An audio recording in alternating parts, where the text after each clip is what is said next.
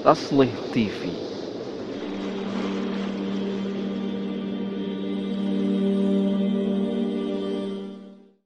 Rasulullah alaihi salatu wassalam dalam hadis Imam Nasai dalam kitab As-Sunan Al-Kubra dengan sanad yang sahih Nabi mengatakan afdalul ashhur atau afdalus syahri, sebaik-baiknya bulan ba'da Ramadan syahrullah alladzi tad'unahu al-Muharram, yaitu sebaik-baiknya bulan adalah bulan yang dinamakan syahrullah, bulannya Allah, alladzi tad'unahu al-Muharram, yang kalian menyebutnya dengan bulan Muharram. Jadi ini bulan terbaik setelah bulan Ramadan, bulan Muharram. Apa yang terbaik? Salah satunya adalah berpuasa. Abu Hurairah radhiyallahu an bercerita, ja'a rajulun ila Nabi sallallahu alaihi wasallam wa qala. Datang seorang laki-laki kepada Rasul dan dia bertanya dengan pertanyaan yaitu ayyul afdal siyam ba'da Ramadan. Puasa apa yang paling utama setelah puasa Ramadan?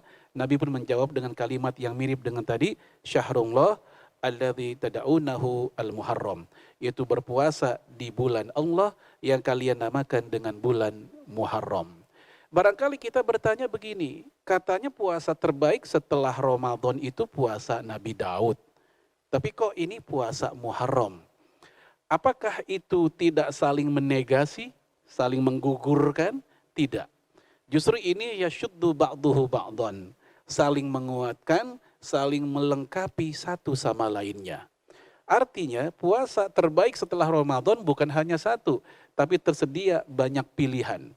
Bagi mereka yang fisiknya kuat, silakan mereka melakukan saum Daud, di mana Rasul mengatakan afdhalus siyam ba'da Ramadan siyama akhi Daud.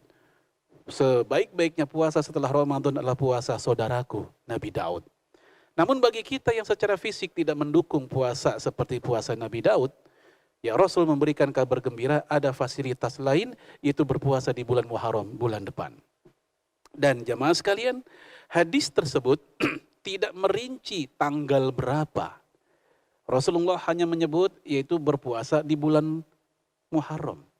Sehingga kita bebas, mau tanggal 1 include atau masuk koridor puasa Muharram. Karena bulan Muharram nggak mungkin tanpa tanggal 1, pasti ada tanggal 1-nya. Mau tanggal 2, mau kapanpun silahkan sejak tanggal 1 sampai akhirnya. Sehingga Imam Ali Al-Qari mengatakan, walakinna zahir annal murada bisyam, tetapi kata beliau yang benar yang dimaksud puasa dalam hadis tadi adalah yaitu fi jami'i syahri al-Muharram, di seluruh bulan Muharram. Tahun lalu ada seorang ibu dari Depok. Dia WA ke saya sambil memfoto sebuah status, ya screenshot ya istilahnya, status di sebuah Facebook seorang ustadz yang cukup ternama. Dan dia mengatakan bagi yang puasa 1 Muharram tolong dibatalkan katanya. Kenapa? Alasannya karena Rasul tidak pernah berpuasa 1 Muharram. Jadi dalam pandangan beliau, ya puasa 1 Muharram tidak ada.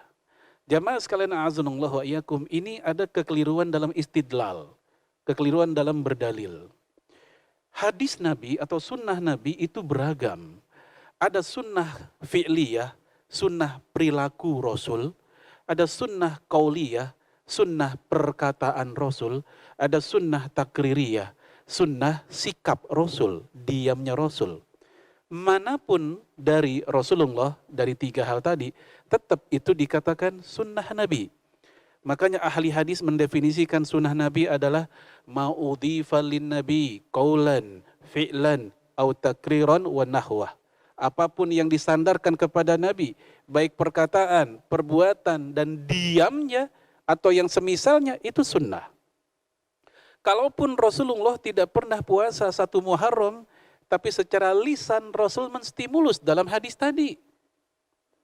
Apakah Rasul pernah umroh di bulan Ramadan? Tidak pernah. Secara perilaku belum pernah Rasulullah umroh di bulan Ramadan. Namun secara lisan Rasul menstimulus dalam hadis Sahih Muslim dari Ummu Sinan Dia datang kepada Rasul tentang apakah ada aktivitas yang setara dengan haji tetapi bukan haji. Maka Rasul pun berkata, umroh fi Ramadan taqdi hajjatan au hajjatan ma'i. Berangkat umroh di bulan Ramadan itu setara seperti pergi haji bersamaku. Secara lisan Rasul mengatakan, walaupun secara perbuatan Rasul belum melakukan. Sama dengan tadi, walaupun secara perilaku Rasul tidak melakukan atau belum melakukan puasa 1 Muharram. Tapi secara lisan Rasul mengatakan, puasa bulan Muharram, puasa yang the best, puasa yang afdol. Dan tanggal 1 masuk di dalamnya.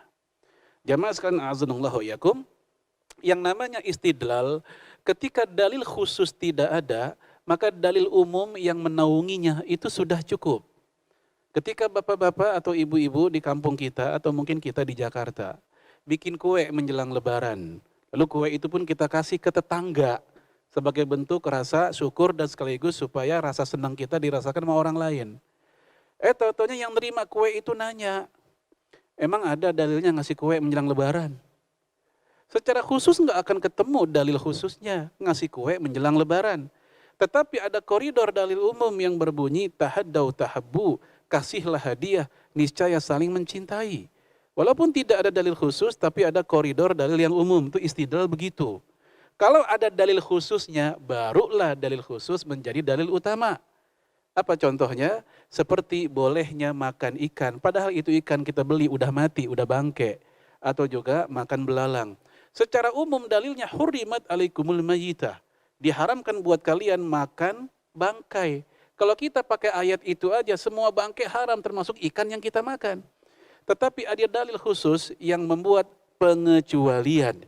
Yaitu hadis yang berbunyi, uhillat lana maitatan wa damman. Dihalalkan buat kita 2 bangkai dan 2 darah. Apa 2 bangkai? Hud wal jarod. Ikan dan jarod. Pakai dal, jarod. Kalau pakai T, jarod tetangga kita. Ya ini jarod, pakai dal, yaitu belalang. Apa 2 darah? At-tihal wal kabid, yaitu hati dan limpa. Nah hadis ini membuat keumuman haramnya makan bangkai ada bagian yang terkecualikan.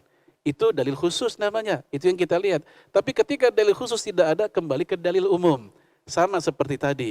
Kalaupun Rasul tidak pernah melakukan secara khusus, namun kembali kepada yang umum, kapanpun kita melakukannya di bulan Muharram, sah dan boleh berdasarkan hadis yang mulia tadi.